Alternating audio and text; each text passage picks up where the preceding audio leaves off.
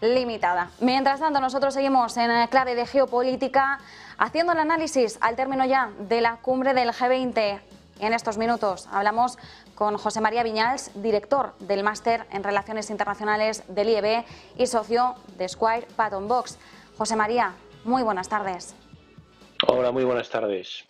Bueno, ahora que ya tenemos ese cierre de la cumbre del G20 y además con un borrador de la declaración que en principio habla de la guerra en Ucrania, no de la guerra de Rusia en Ucrania, y un claro rechazo a cualquier tipo de amenaza nuclear.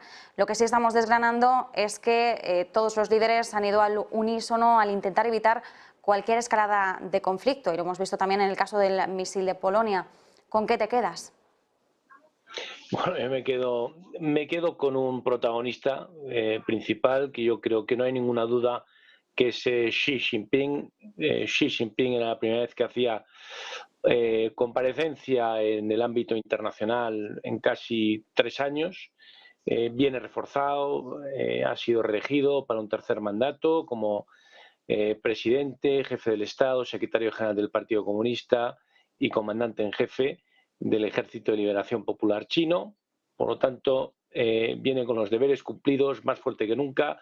Los europeos más débiles que nunca. En Rusia y el conflicto de Ucrania están pasando factura a la economía europea y a la posición de Europa en el mundo. Y no es de extrañar que los líderes europeos, entre ellos la Nobel Giorgia Meloni, pues quiera extender puentes y lazos con Xi Jinping, como ya hizo hace unas semanas el propio Olaf Scholz. Y por otro lado, lo otro que destacaría es pues bueno, el gran invitado no presente, que es Vladimir Putin, que no ha comparecido en el G20, pero que sin lugar a dudas ha sido el protagonista, queriéndolo o sin querer. Queriéndolo porque el conflicto de Ucrania ha llevado al mundo a una situación difícil y ha puesto sobre todo Europa en una situación compleja, como hemos comentado, pero por otro lado involuntario, porque justo cuando están los máximos líderes mundiales reunidos, de repente ocurre este lamentable hecho de que un misil o dos, parece que iban a ser o que eran 2 misiles al principio, mataban a 2 polacos muy cerquita de la frontera con Ucrania. El pánico corrió por las bolsas, los líderes se reunieron allí, estuvieron en vela y se les atragantó la cena de Estado que habían tenido el día antes, y finalmente Biden relajó mucho el ambiente cuando compartió que parecía que no, por la trayectoria de los misiles, parecía que no se habrían lanzado desde el territorio ruso. No obstante, tenemos a Polonia en pie de guerra. Polonia es un país muy beligerante con todo lo que tiene que ver con Rusia y con una posición muy marcada en lo que al conflicto de Ucrania se refiere. Tenemos una invocación del artículo 4 del Tratado Atlántico, que en este caso lo habrían hecho los países bálticos y, por supuesto, Polonia, para citar, para comentar este hecho y las medidas que se toman. Esto llevaría también a que Europa necesita tener su propio escudo y su propia estrategia defensiva para lo que pudiera ser un eventual conflicto con terceros países con capacidad balística suficiente para hacer llegar sus misiles a Europa, y también llevaría implícito la posibilidad de incluso considerar el artículo 5, que es cuando un Estado miembro de la OTAN es atacado y su soberanía es vulnerada, el resto de países tienen que defenderlo. Entonces, aunque no hayamos llegado al artículo 5 y nos hayamos quedado en el artículo 4, no deja de ser una escalada y además no deja de recordarnos la fragilidad de esta situación, donde un pequeño fallo, donde una pequeña chispa puede encender el bosque.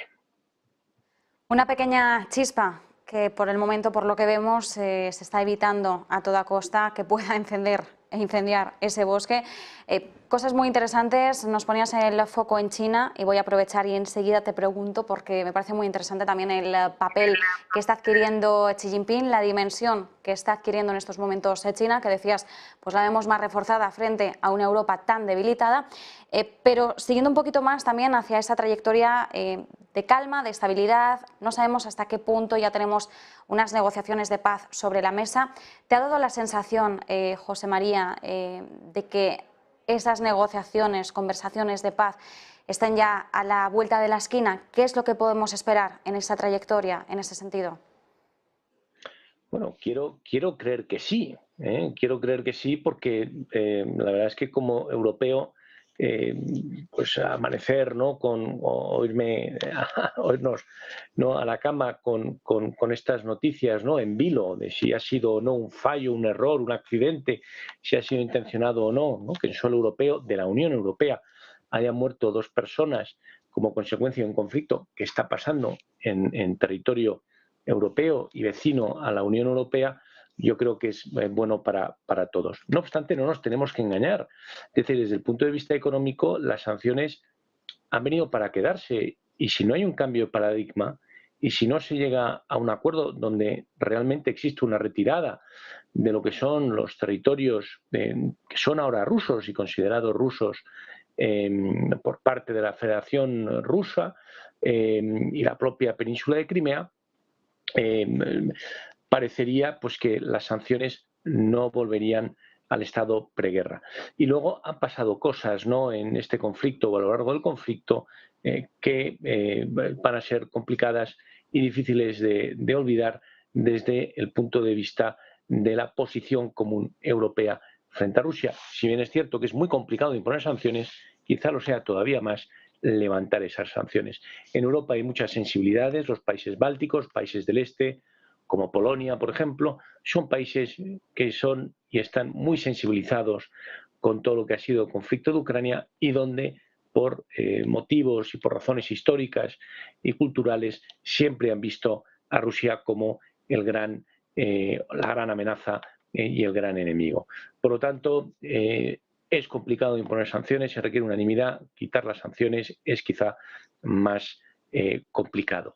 Que haya paz, eso es buena noticia, es bueno para todos, pero ahora mismo Rusia sigue estando presente en una parte importante del territorio ucraniano y Ucrania reivindica esas tierras, así como aquellas que pasaron, que ya son parte de Rusia y que están bajo la órbita rusa desde el 2014, que Rusia, pues obviamente, no va a renunciar a las mismas. Es más fácil negociar cuando ya está sobre el territorio que negociar cuando no está sobre el territorio. Es más fácil negociar cuando el conflicto está en horas bajas que cuando el conflicto está en horas altas. Por lo tanto, el momentum, cómo llegan las partes a esa mesa de negociación, cómo está el frente de batalla, cómo está la situación territorial, es fundamental y cada uno de los contendientes está buscando ese momentum. Ahora llega el invierno, la infraestructura de electricidad en Ucrania ha sido severamente dañada, por lo tanto, si no se hace algo, podríamos estar hablando ya de una crisis humanitaria importante.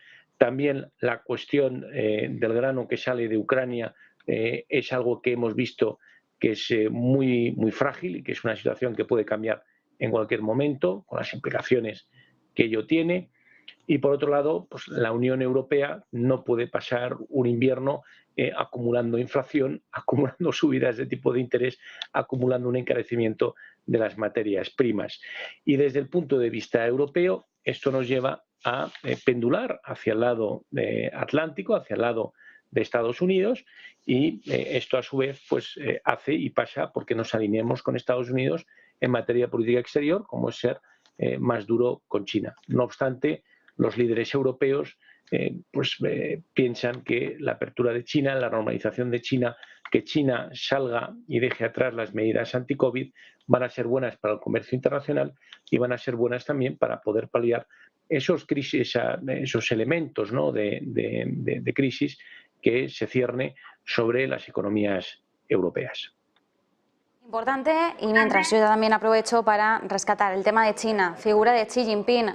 Muchos se quejaban, muchos líderes europeos, por esa visita de Olaf Scholz, que crítica para arriba, crítica para abajo, que si solo velaba por su propio interés, el de Alemania, que si no era el momento de realizar esa visita a Xi Jinping. Pero hoy Macron nos dice voy a ir a Pekín en 2023 y Giorgia Meloni ya intentando cerrar acuerdos comerciales con China.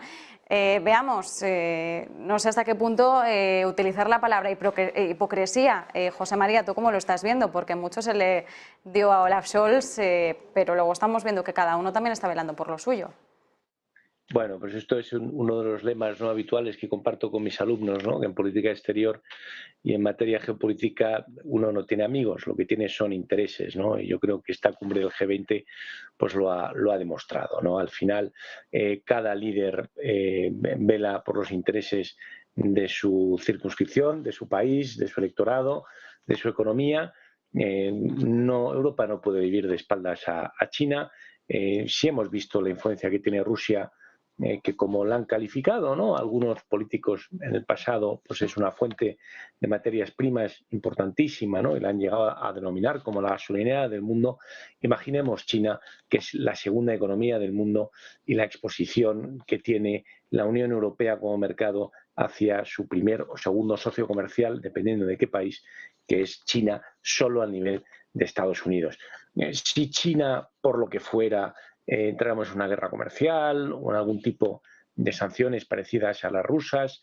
La inflación que estamos viendo ahora mismo con respecto a Rusia sería casi anecdótica comparada con la que podría venir por cualquier tipo de tensión comercial con China.